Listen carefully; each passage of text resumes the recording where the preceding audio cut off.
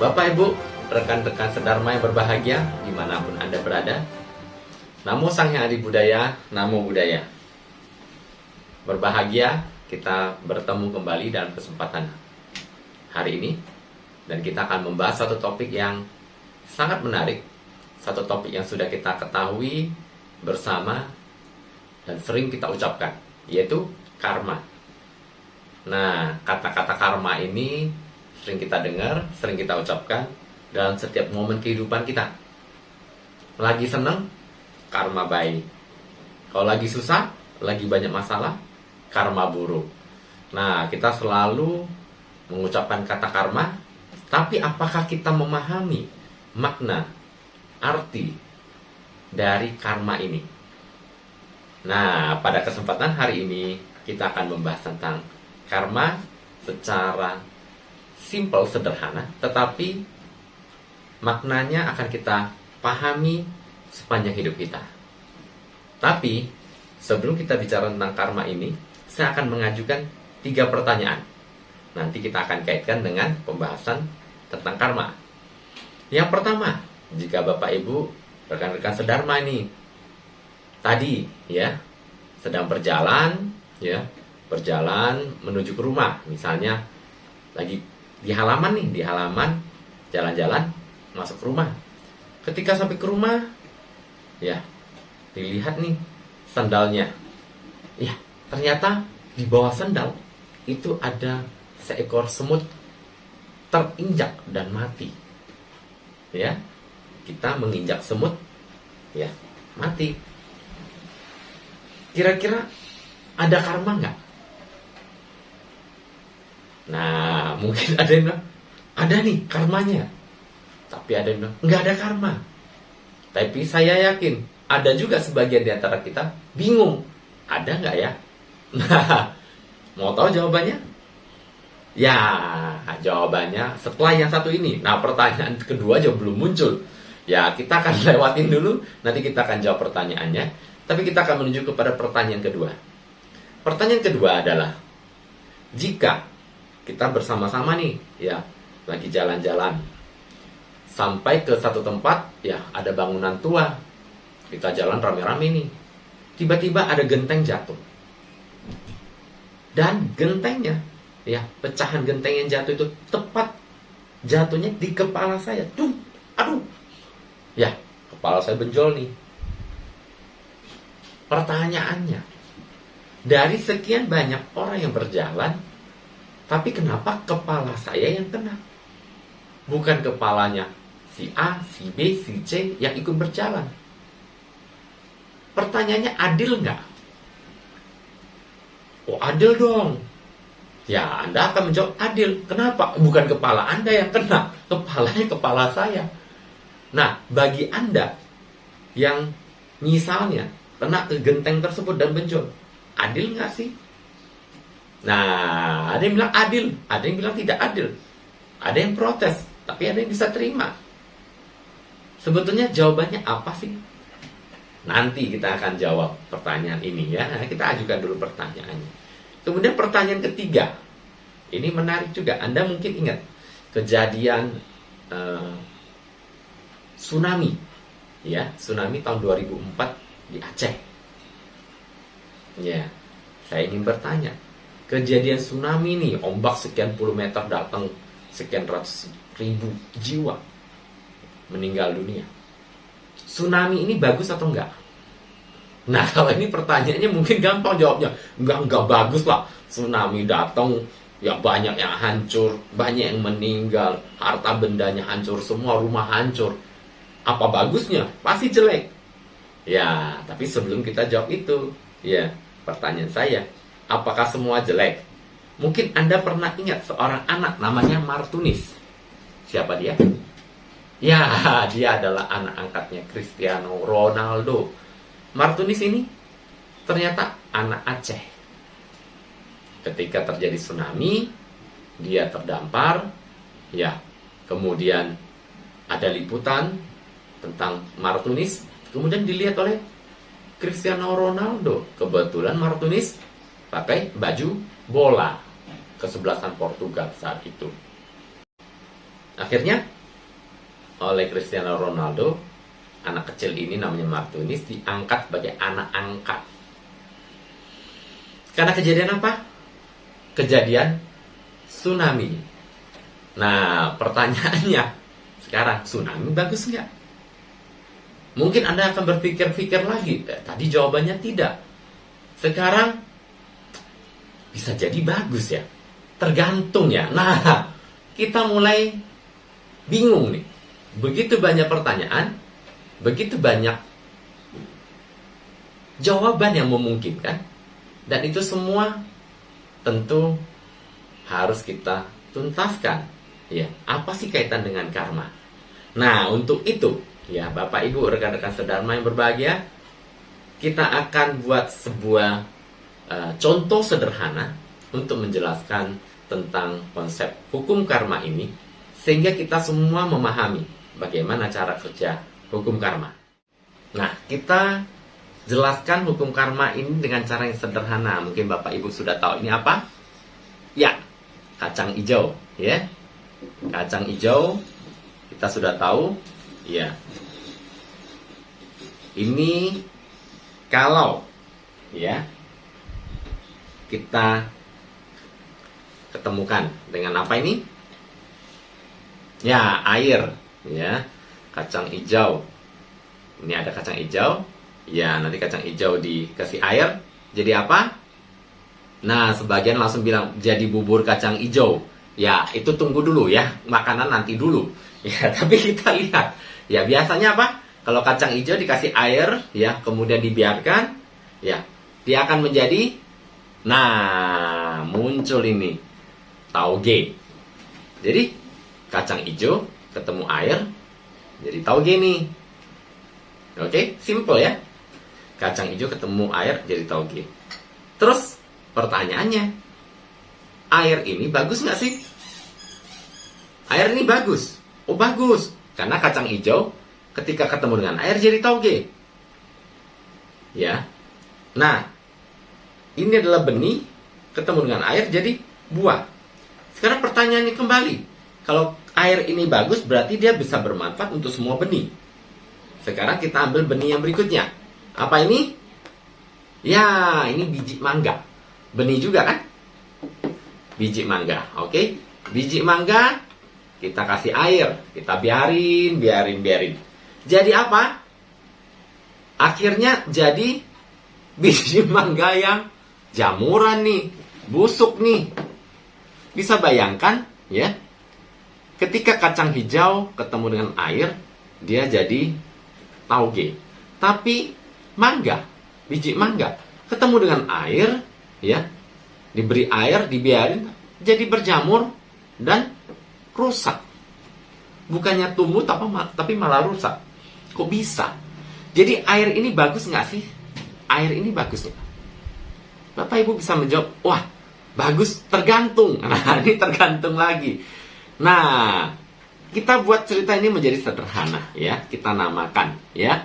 Bagian pertama, baik kacang hijau maupun biji mangga, kita sebut sebagai benih, ya.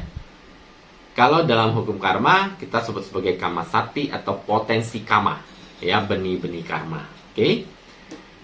Yang kita lihat air ini, kita sebut sebagai kondisi. Apa?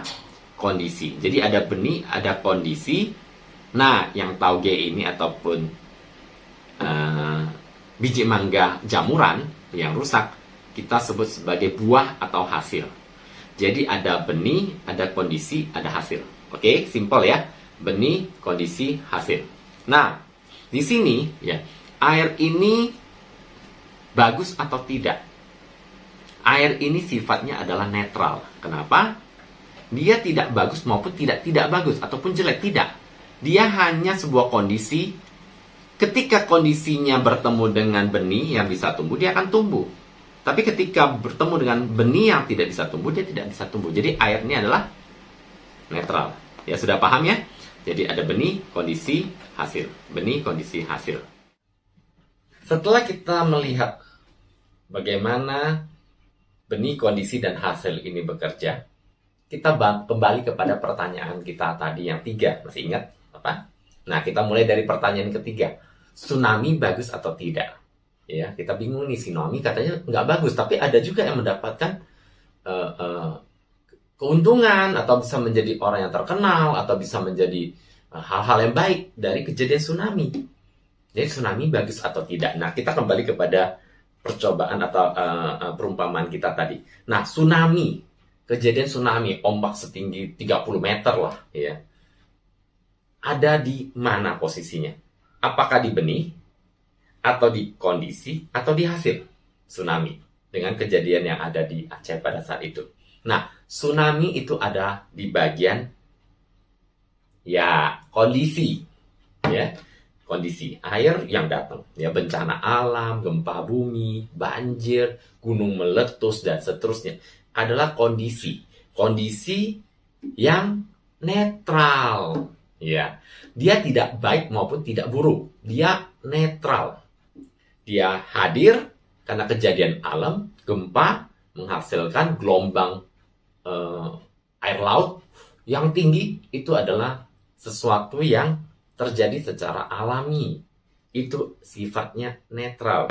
Tapi mengapa ada yang meninggal, ada yang kehilangan sanak keluarga, ada yang kehilangan harta benda, tapi ada juga yang mendapatkan nama baik, ya, kemasyhuran, kekayaan setelah kejadian itu.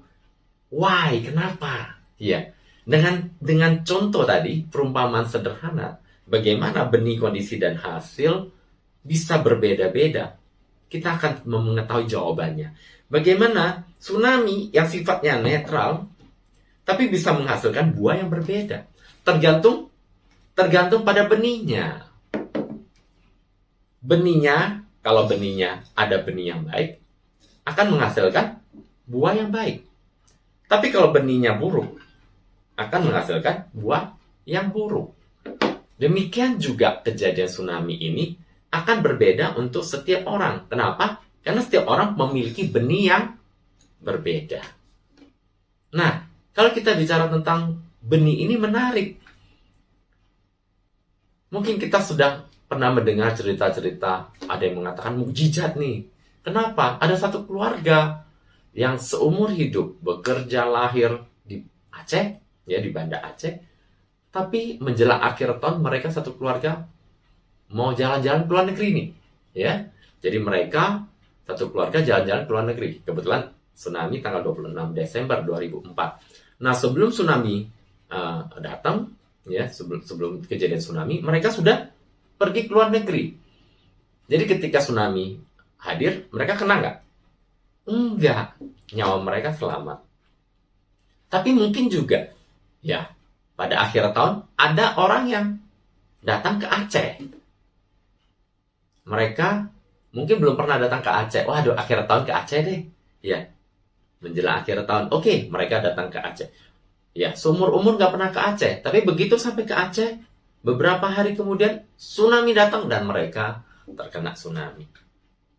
Bisa bayangkan, ya, ada orang yang seumur-umur tinggal di Aceh tapi tidak kena tsunami. Ada orang yang baru datang ke Aceh, seumur-umur nggak pernah ke Aceh, kena tsunami. Apa sih yang membedakannya? Ya, tsunami sekali lagi netral. Persoalan berikutnya adalah, apakah Anda memiliki benih yang sesuai dengan kondisi ini? Maksudnya, kalau Anda tidak memiliki benih yang sesuai, oke, benihnya tidak ada, ya. Apakah ada buah? Tidak ada buah juga. Oke. Nah, ini yang menjelaskan bagaimana ada orang yang, ya, jatuh di pesawat terbang. Tapi ada juga, sudah beli tiket pesawat terbang nih. Tapi tiba-tiba ada halangan. Nggak ikut di dalam musibah jatuhnya pesawat. Kok bisa? Ya, hukum karma menjelaskan secara sederhana. Pesawat jatuh karena kerusakan mesin ada di kondisi, ya. Persoalannya, apakah Anda memiliki benihnya atau tidak memiliki benihnya? Kalau Anda bisa memiliki benih yang sesuai dengan kondisi tersebut, ya, kena. Tapi kalau tidak, tidak kena. Itulah yang diuraikan Buddha dalam Dhammapada. Ya, jika Anda memiliki benih yang sesuai dengan kondisi, kemanapun Anda bersembunyi tidak akan bisa menghindari. Tapi kalau Anda tidak memiliki benih yang sesuai dengan kondisi, Anda tidak perlu takut. Ya, tidak akan ada yang terjadi kalau bukan karena kita ada benihnya. Simple ya. Jadi pertanyaan ketiga tadi sudah kita jawab bahwa kondisi-kondisi itu adalah netral. Tergantung pada benih ini. Ada atau tidak. Kalau Anda memiliki benih yang sesuai, akan ada buah. Nah, pertanyaan berikutnya. Benih ini dari mana munculnya? Ya, benih ini dari mana munculnya? Kalau kita bilang, oh tauge sudah tahu. Dari benih kacang hijau. Sekarang kacang hijau ini dari mana munculnya? Oh, kalau kacang hijau gampang, ini dari pasar. Ya, bukan itu jawabannya. Kita bilang kamasati atau potensi kama atau benih-benih karma ini dari mana munculnya?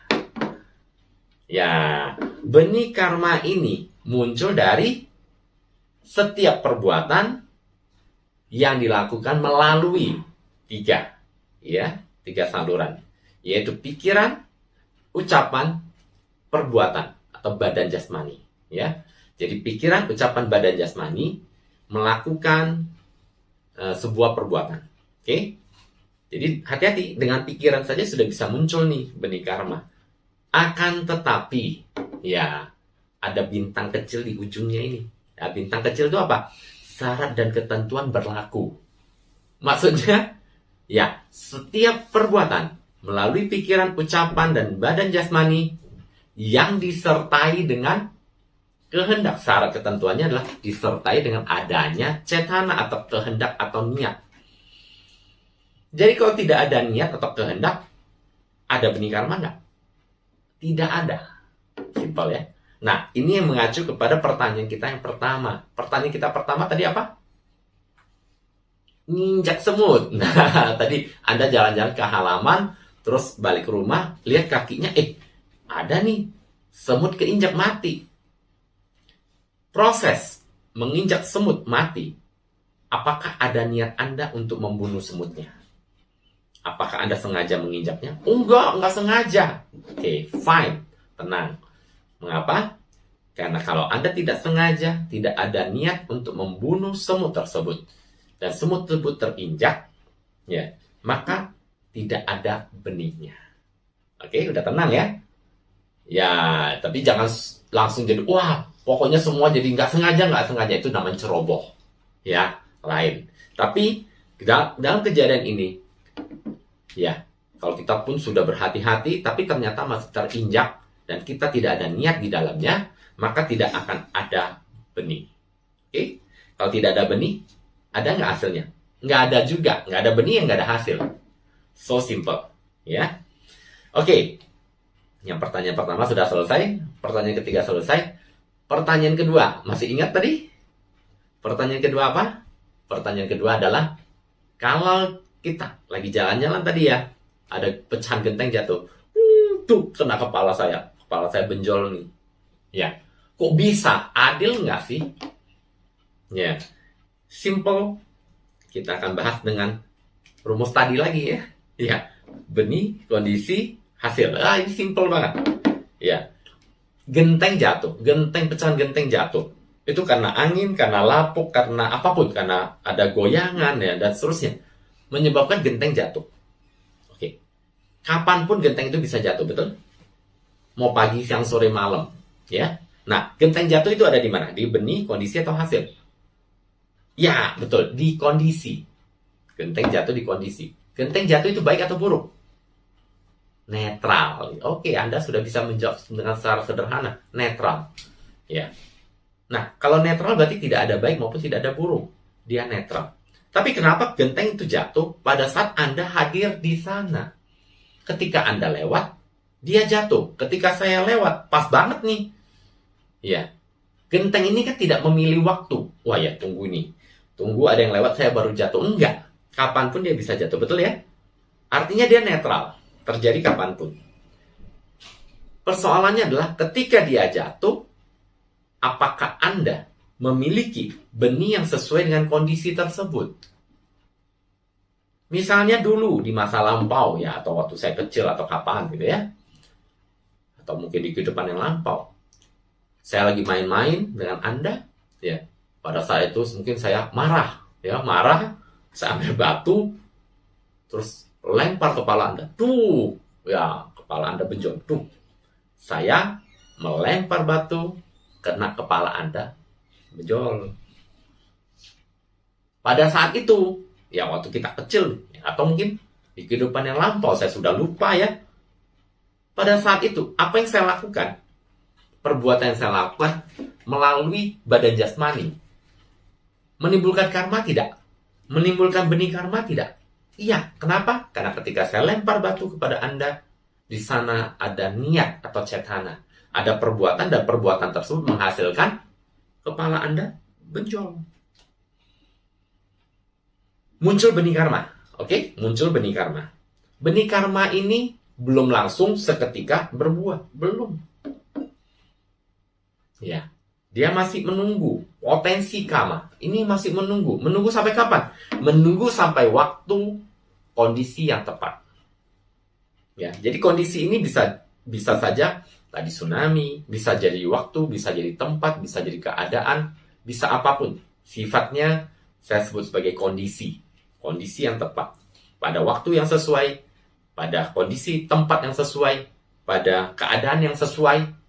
Ketika kita memiliki benih dengan kondisi yang sesuai, dia akan berbuah. Nah, tadi ingat ceritanya, di masa lampau saya punya benih nih. Benih apa? Lemparin kepala orang benjol. Lemparin kepala Anda benjol. Benih sudah ada. Nah, tunggu kondisinya ada nggak? Nah, pas banget nih. Kondisinya genteng jatuh. Oke? Kita jalan rame-rame nih. Tapi, hanya saya ini yang punya kondisi yang tepat. Benih yang tepat. Dengan kondisi tersebut. Ya, yang lain nggak punya benih yang sesuai. Ya, hasilnya apa? Ya, saya yang kena. Ya, kena dengan kondisi yang tepat, jadilah kepalanya benjol. So simple, sederhana, tidak rumit. Ya, ajaran Buddha begitu sederhana. Dan kita memahaminya dengan cara yang simple juga. Sehingga kita bisa praktekkan atau kita bisa gunakan hukum karma ini untuk menelaah atau melihat setiap hal dalam kehidupan kita. Ya, kita bisa melihat bahwa semua terdiri dari benih kondisi hasil. Oke? Nah, kita sudah memahami hukum karma secara sederhana. Sekarang pertanyaan lanjutannya adalah, apakah karma bisa berubah? Nah, ini menarik juga pertanyaan. Dan tadi nanya melulu, karma bisa berubah tidak? Jawabannya, bisa.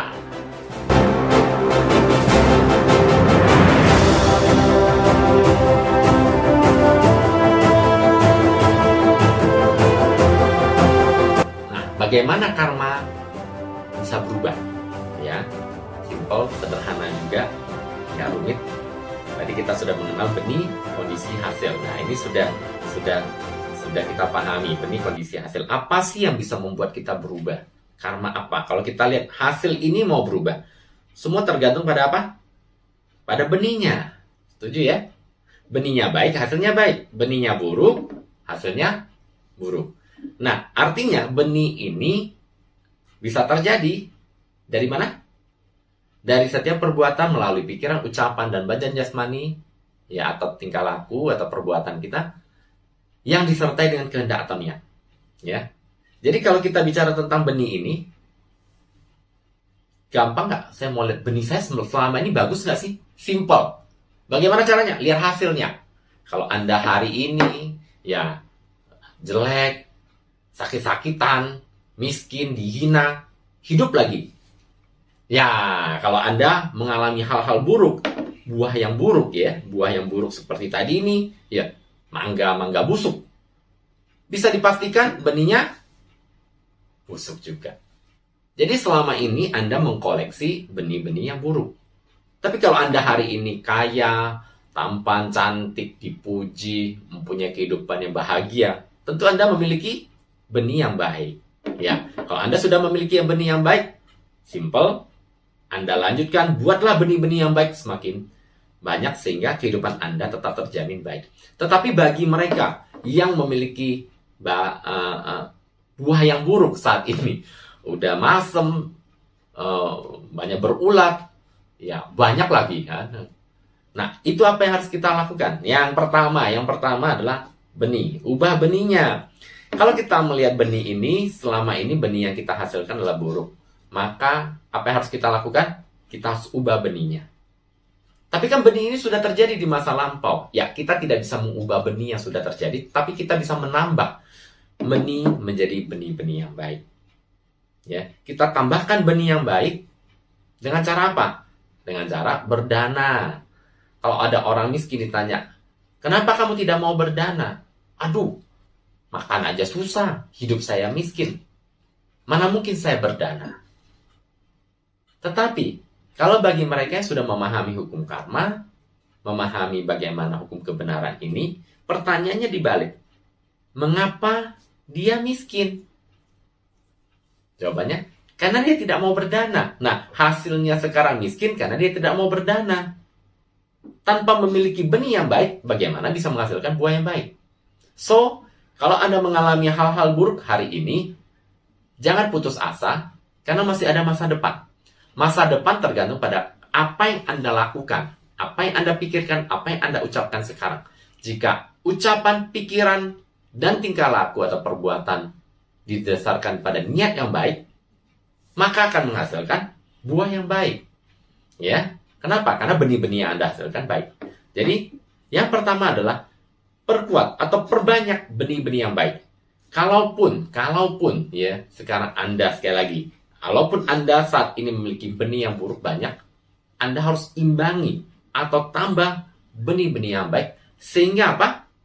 Sehingga hasil yang buruk bisa dikurangi. Ya, paling tidak buruk-buruk banget. Caranya bagaimana? Salah satunya adalah dengan cara berdana. Kalau Anda materinya kurang, Anda berdana akan mendapatkan materi yang cukup. Oh, ini kurang pinter nih. Oke, apa yang Anda lakukan?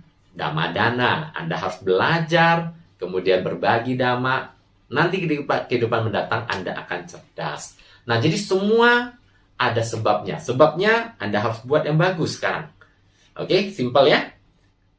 Perbanyak benih-benih baik. Bagaimana caranya? Tindakan, ucapan, perbuatan harus baik niatnya.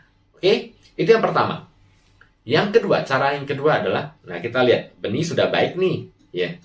Cara yang kedua adalah kondisi. Loh, kondisi kan tadi netral. Betul, kondisi netral. Tapi kondisi bisa diciptakan. Ada kondisi-kondisi yang tidak bisa kita kendalikan. Contoh tadi tsunami, gunung meletus, banjir, gempa bumi. Itu tidak bisa kita kendalikan. Tapi ada kondisi-kondisi yang bisa kita kendalikan. Apa itu? Tingkah laku, ucapan, pikiran. Itu bisa kita kendalikan. Iya. Nah, di sini perlu kita menjaga moralitas atau sila. Nah, untuk umat Buddha minimal Pancasila. Masih ingat apa Pancasila? Ya, panatipata, ya tidak membunuh, ya kemudian tidak mencuri, tidak berzina, tidak berbohong atau berucap kasar, kemudian tidak mabuk-mabukan. Nah, kalau kita menjaga sila, maka kondisi kehidupan, kondisi kita itu baik. Ya, kalau kita menjaga ucapan, maka kita akan terhindar dari berbagai masalah. Kalau Anda kendalikan kemarahan, kondisi Anda tidak marah nih, ya, tidak marah saja atau bersabar, itu adalah sebuah kondisi yang baik, sehingga akan tidak muncul konflik. Ya. Nah, jadi ada dua hal yang bisa kita lakukan untuk merubah karma kita. Yang pertama apa? Menambah karma baik. Yang kedua adalah mengendalikan kondisi atau membuat kondisi-kondisi yang baik dalam kehidupan kita. Ya, membuat kondisi-kondisi yang baik dengan menjalankan sila. Ya, melatih kesabaran, ya melatih meditasi. Itu semua menciptakan kondisi-kondisi yang baik buat kehidupan kita. Nah, dengan cara ini, maka kita akan bisa memperbaiki karma kita. Ya, walaupun hari ini kita berbicara karma pada sebuah sisi yang sangat sederhana, tapi mudah-mudahan apa yang kita jelaskan, kita uraikan, yang sudah kita bahas bisa bermanfaat, ya, dan bisa kita praktekkan dalam kehidupan kita sehari-hari. Apapun yang terjadi dalam hidup kita sudah mulai pahami bahwa itu semua adalah hukum sebab akibat. Dan siapa yang bertanggung jawab? Kita sendiri. Kita semua adalah penanggung jawab terhadap karma kita. Ya, oke. Mudah-mudahan kita semua maju di dalam Dharma, kita semua berbahagia, dan semoga semua makhluk berbahagia. Terima kasih. Namo Sangha Adi Budaya. Namo Buddhaya.